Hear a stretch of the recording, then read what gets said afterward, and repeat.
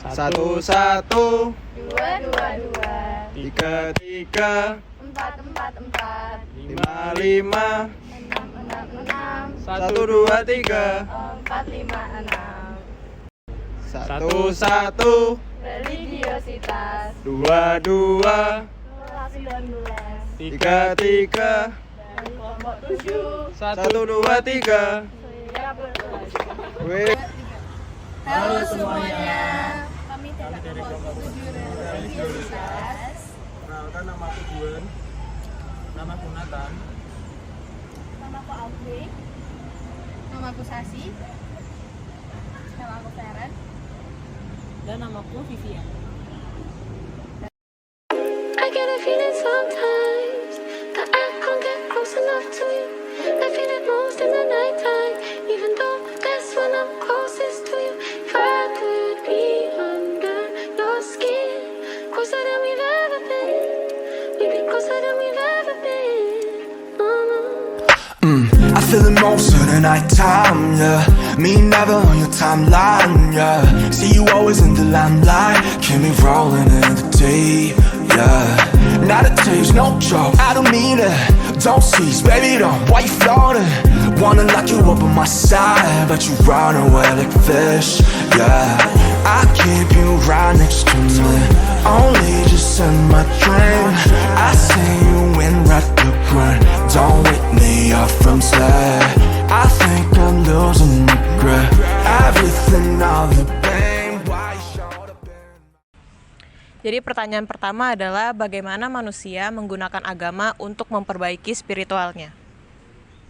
Kalau menurutku sih bisa dengan mengamalkan 10 perintah Allah, yang salah satunya hormatilah hari Sabat, yang kayak misal kita ke gereja, bisa ketemu sama orang lain, beribadah, jadi kan bisa lebih tenang pikiran, hati juga kan, gitu sih menurutku. Kalau menurutku sih kayak mengikuti ajaran agama, terus berdoa kepada Tuhan, terus sama membaca kitab-kitab suci juga. Itu juga tercantum di Al-Quran surat Ali Imran ayat 190. Kalau menurutku sih itu kayak mengikuti, sama sih kayak mengikuti pelajaran agama.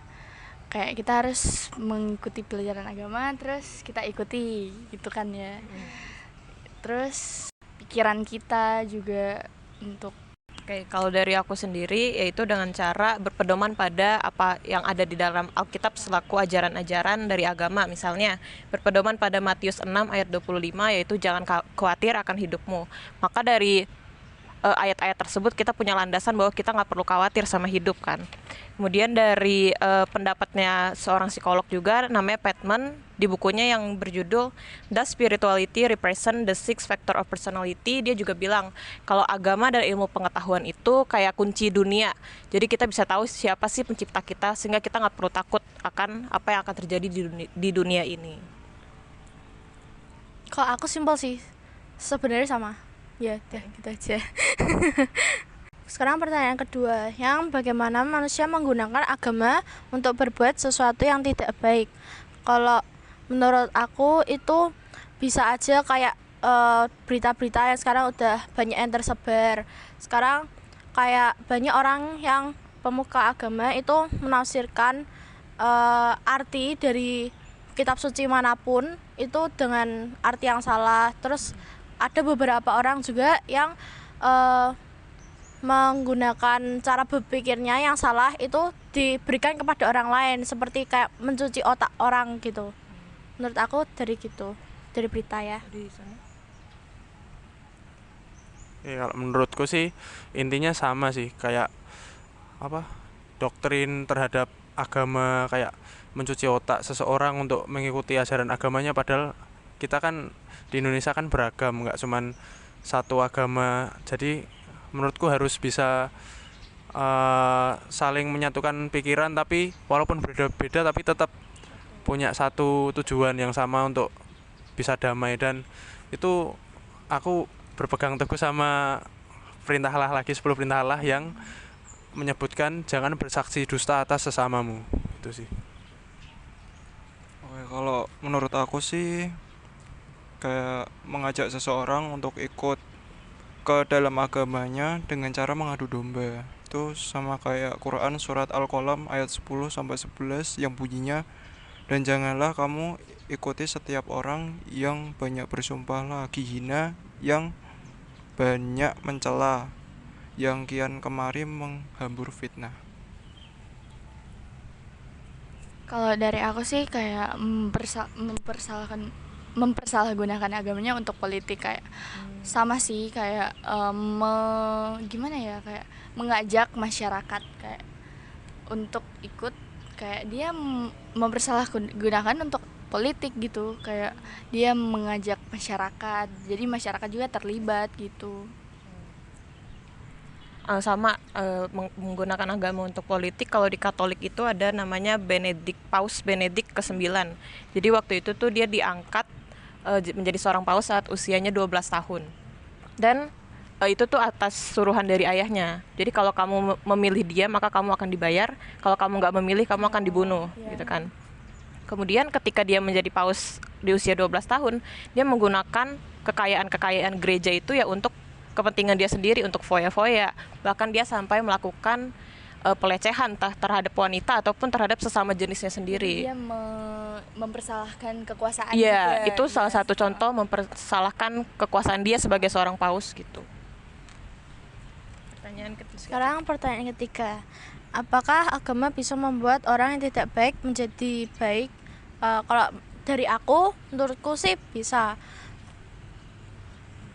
Seperti kita ambil contohnya seperti Saulus atau Paulus itu, yang tadinya kayak tidak mau mengikut Yesus, yang tadinya membantah Yesus, tapi sekarang akhirnya menjadi pengikut Yesus, salah satu pengikut Yesus. Dan dia tuh juga bisa menjadi penasehat. Itu bisa diambil dari Kisah Para Rasul 9 ayat 3 sampai 9. Ya, sebelumnya kan juga kan dia itu apa? Dia diberikan sinar kan? Iya. Kalau aku lihat dari itu sih, beberapa berita yang banyak orang-orang yang awalnya nggak percaya Tuhan karena suatu peristiwa gitu kan, tahu-tahu dikasih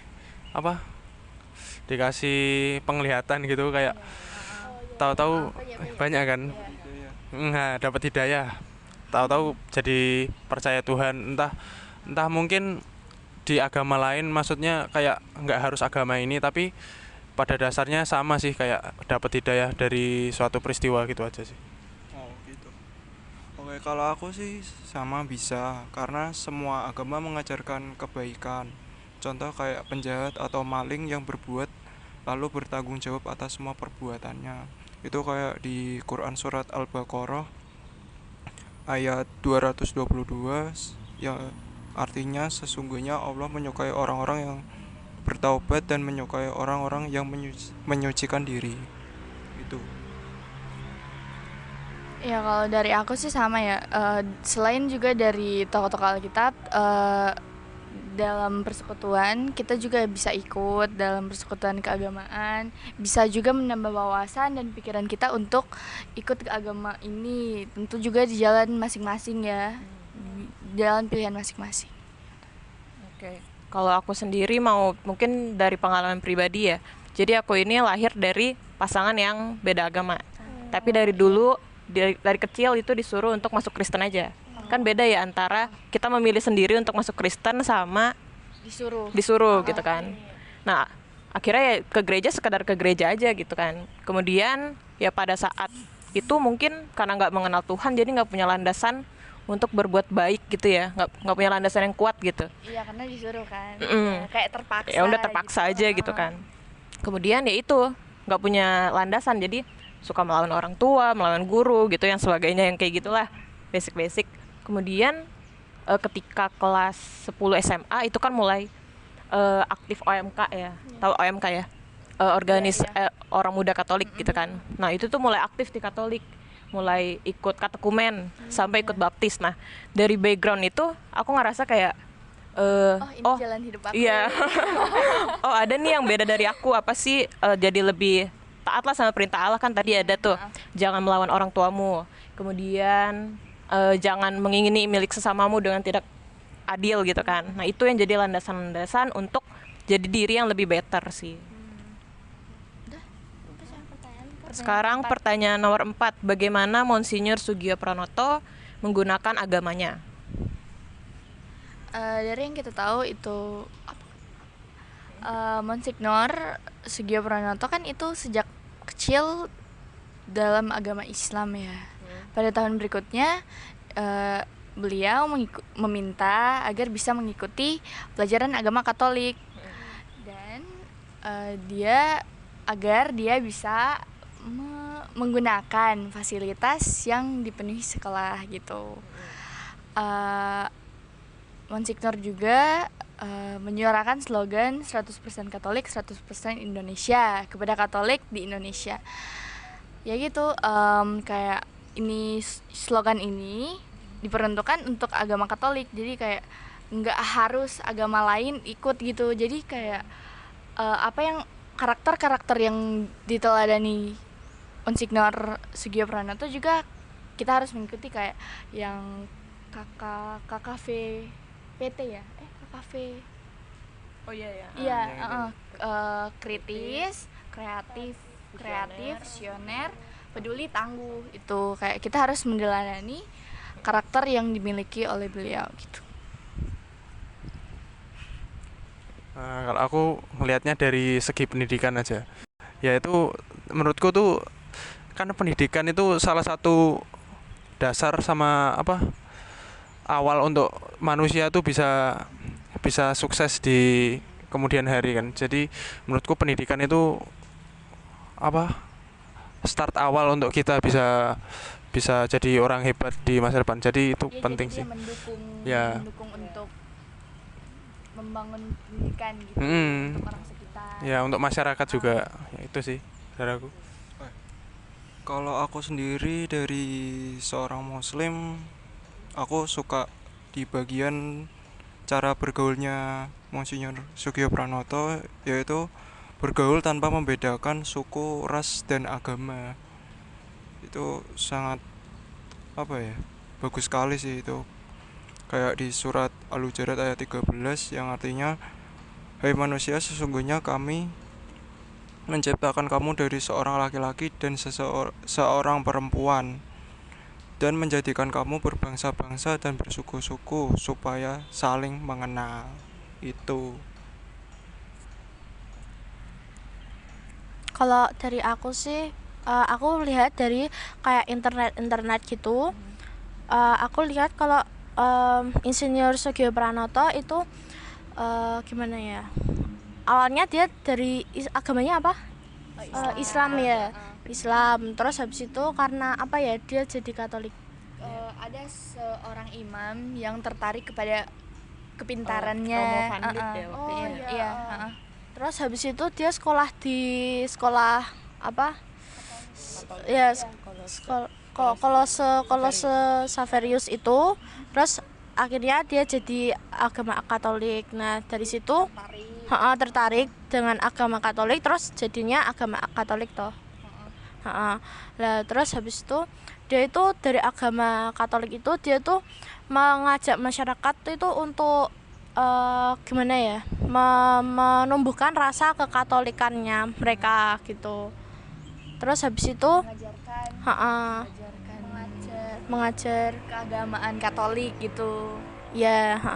Dan terus Insinyur tuh juga membuat orang-orang masyarakat yang beragama Katolik itu bisa membela Indonesia gitu, membela Indonesia dengan sepenuh hati lah gitu, dengan agamanya, menggunakan agamanya dia gitu.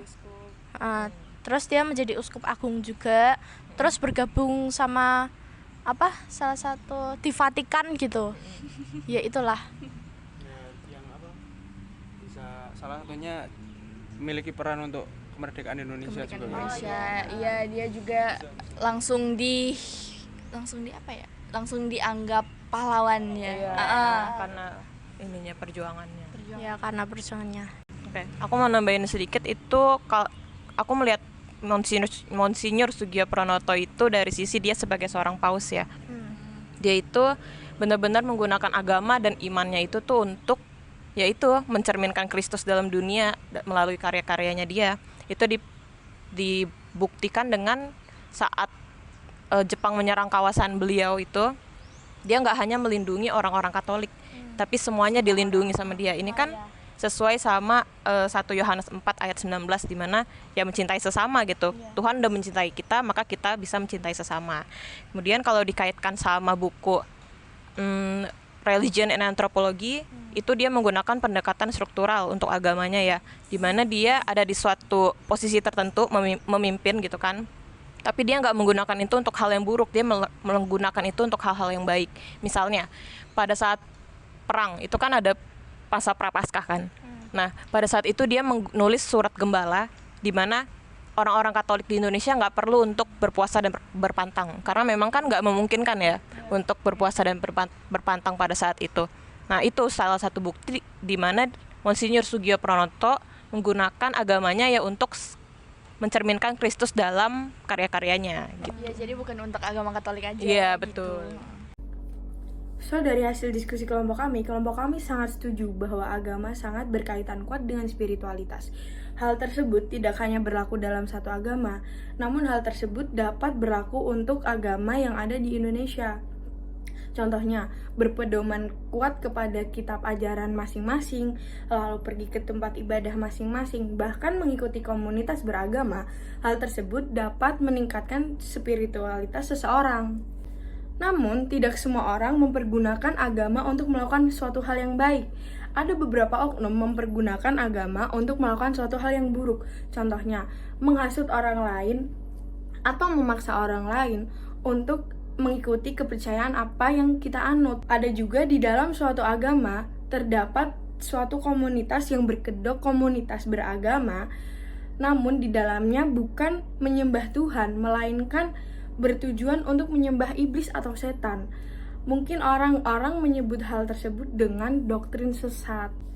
Selama berdiskusi, kami sangat setuju bahwa agama dapat mengubah seseorang yang memiliki kepribadian buruk, dapat mengubah dirinya menjadi berkepribadian baik melalui agama. Hal tersebut dinamakan fungsi transformatif dari agama. Salah satu tokoh yang dapat kita teladani dalam beragama yaitu Monsinyur Soegiopranoto. Beliau menggunakan agamanya, imannya, serta kedudukan sebesar-besarnya untuk kemajuan dan keselamatan bersama. Sekian pembahasan dari kelompok kami. Mohon maaf bila ada kesalahan kata ataupun kalimat ataupun kekurangan, dan mohon dimaafkan. Terima kasih, dadah.